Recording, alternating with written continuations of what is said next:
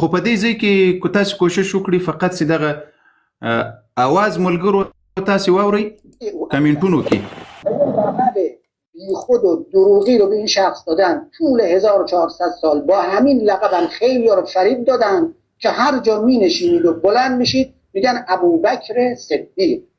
ما تو این 10 جلسه به استناد آیات ابوبکر کنیت اواز یو در سره او قاری سبی ویل ابوبکر زندیق و ایوه یاسین جان مننه بارک الله فیک ربي سرلوړی عزتمن او قدرمن کړ. ښه عمر جان دغه کلیف بیا در سره تیار کړه. ښه درګو ان شاء الله. قدرمنو دوستانو دا خلق موږ ته وایي تاسو په دوی باندې کار لرئ. تاسو راسئ دغه یو آغا صاحب له انبیاو نه وروسته د بهترین انسان څومره توهین او سپکاوی کوي. ابو بکر صدیق رضی الله عنه ته څه قسم توهین او سپکاوی کوي. بهترین انسان دا زه نه وایم رسول الله وایي، دا زه نه وایم امام علي وایي، دا زه نه وایم اهل بیت وایي. ابو بکر ته د صدیق لقب دا وایي اهل سنت ښکته پورته کوي وایي دا بلکې ابو بکر خو صدیق نه وایي له دې نه لوی دروغجن وایي بل نه و. قرآن ورته صاحب دی رسول الله ویلی دی، قرآن ورته صدیق ویلی دی، امام علی ورته صدیق ویلی دی، امام جعفر الصادق ورته صدیق ویلی دی. لیکن دغه خلق څه شی ورته وایي؟ تاسو راځئ قدرمندو دوستانو یوه خبره دا په دری باندې ده، په فارسی باندې ده، موږ درته ترجمه کوو. هغه زرقاوي صاحب راپورته کړه که بیا ټول راته متوجه سي. یوه خبره ابوبکر کنیه است دیگه. اسم ابوبکر عتیق است و کنیه او ابوبکر و یه لقب بی خود و دروغی رو به این شخص دادن. طول 1400 سال با همین لقب هم خیلی رو فریب دادن که هر جا می نشینید و بلند میشید میگن ابوبکر صدیق. ما تو این 10 وای 1400 کاله کېږي چې دغه د دروغو لقب دروغین لقب سی وای د صدیق ابوبکر ته ورکړی 1400 کاله. دا وای چې چا ورکړی ده دا وای په دروغو باندې ورکړی ده. رسول الله ته یې دروغجن وویل، امام علي ته یې دروغجن وویل، جعفر الصادق ته یې دروغجن وویل. او دا زه د دله کتابونو زه درته ثابتوم.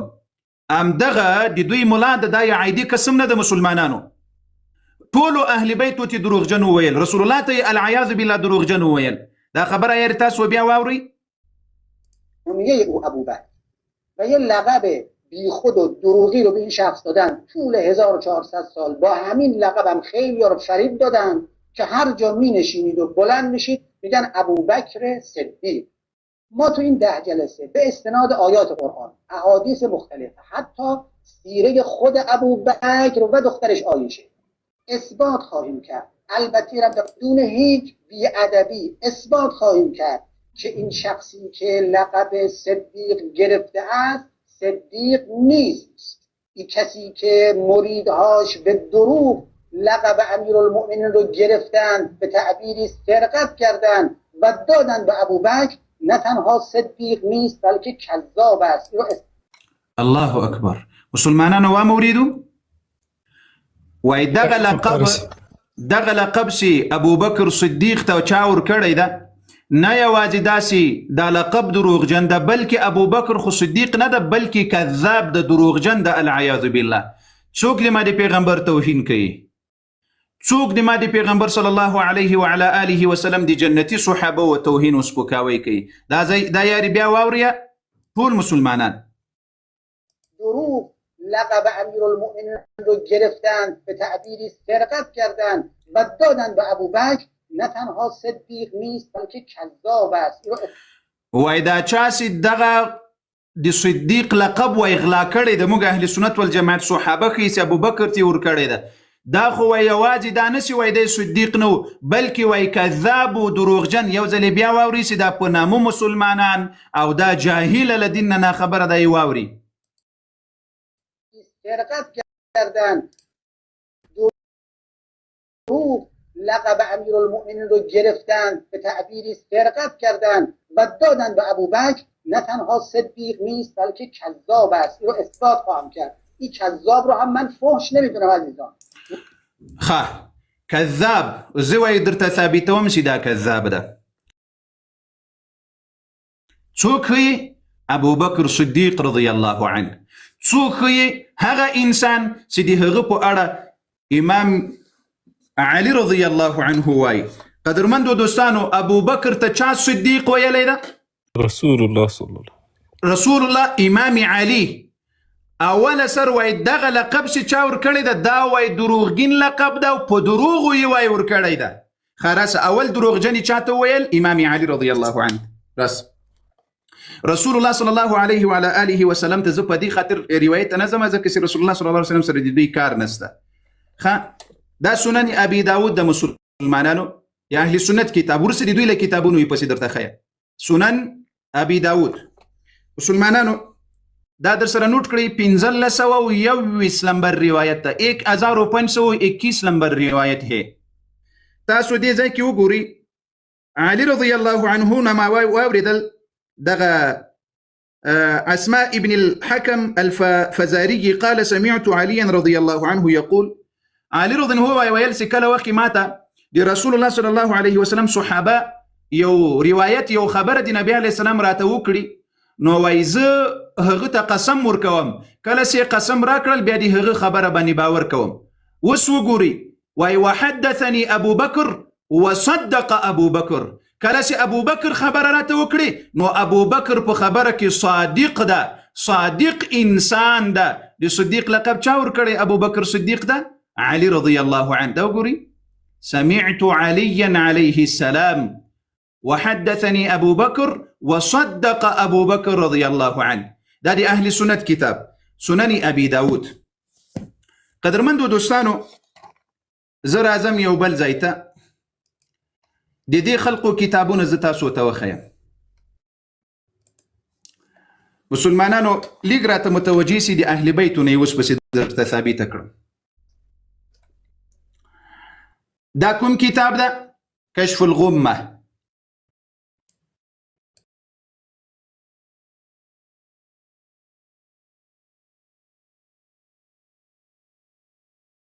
دوام جلده 380 صفحه ده. پاسو مرته وګورئ 380 صفحه دومه جلد. دا دی الاربيلي ابن ابي الفتح كشف الغمه في معرفه الائمه. دي كتاب مسلمانانو تاسو دي زي تراسي. الله اكبر. وعن عروة ابن عبد الله قال سألت أبا جعفر محمد. يا مسلمانانو خرات غوكسي دا دي دوي أغا إمام باقر عليه الصلاة والسلام تكذاب ويل. دا دي دوي أغا مخكي دي أهل السنن بكتابونو كي سراغلي دا علي رضي الله عنه أبو بكر صديق دا علي رضي الله عنه دروغجن ويل چون كي غير أهل السنة كتاب دا دي وي غمكت حجتنا دا. لكن دا كشف الغمة في معرفة الأئمة دا دي معتبر محدث كتابي دا مرجع كتابي دا. تاسي وقوري عروة وي مال أبي جعفر لإمام باقر عليه السلام نمي بختنا وكر جعفر ابن محمد ابن علي عليهما السلام. محمد دي زين العابدين عليه السلام زوي. وای ما پختنه جنی وکړه د توري د پوخ په اړه باندې. دا تور نه نشي په پوخ کې نه باسي، د توري پوخ نه ده معلومیږي درته. فقال لا بأس. امام مرتوای امام باقر علیه السلام پروا نه کوي. لا بأس به پروا نه کوي ځکه وای ابو بکر صدیق رضی الله عنه خپل توره وای په دې کې اچولي وه، په دې غلاف کې اچولي وه. امام څه ورته وایي؟ قد حلى أبو بكر الصديق رضي الله عنه سيفه. قلت دغ عروة وما ورتويل فتقول الصديق توي صديق ورتوي. قال فوثب وثبت واستقبل القبلة. أرجميسي وشات راسي سخوب ورزي خلي وازك دسي داسي وكرل أو مخ قبليتي زنجانونا برابر كرل كينست القبليتي مخ كرل وقال امام باقر عليه السلام ويل نعم صديق، نعم ابو بكر صديق ده، نعم صديق، نعم صديق دريز لي ويل سي نعم صديق وسورته وقرا واي فمن لم يقل له الصديق سوق سوى ابو بكر الصديق نوي فلا صدق الله له قولا في الدنيا ولا في الاخره. الله دي وخبر نه په دنیا کې رښتیا کې نه دی وای په آخرت کې الله رښتیا کړي. نعره تکبیر. الله أكبر ولله الحمد.